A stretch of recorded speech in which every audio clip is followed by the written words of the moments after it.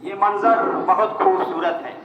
استقبال کیا جا رہا ہے عزیزم حنظلہ سبلی کا اور دستار باندھی جا رہی ہے عزیزم حنظلہ سبلی کی حضرت محتم صاحب کے ہاتھوں. دیکھیے پترکار حضرات بھی آ چکے ہیں.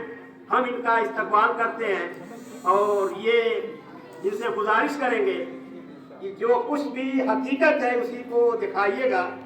کوئی حقیقت سے پرے بات نہ آنے پائے.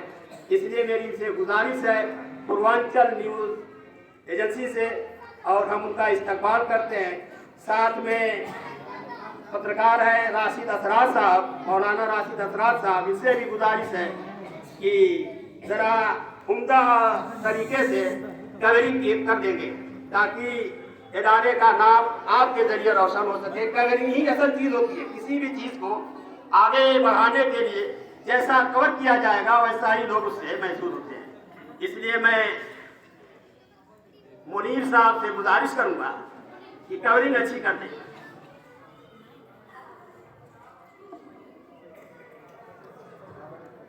اور ساتھ ہی میں اس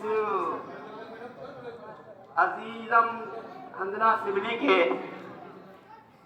استاد محترم جناب قاری محمد عرفان صاحب کا بھی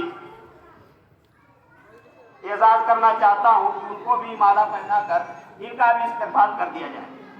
قاری محمد عرفان صاحب جو استاد ہیں حنظلہ سبلی کے, اللہ تعالیٰ ان کی عمر دراز فرمائے اور ان کے عمل کو قبول فرمائے.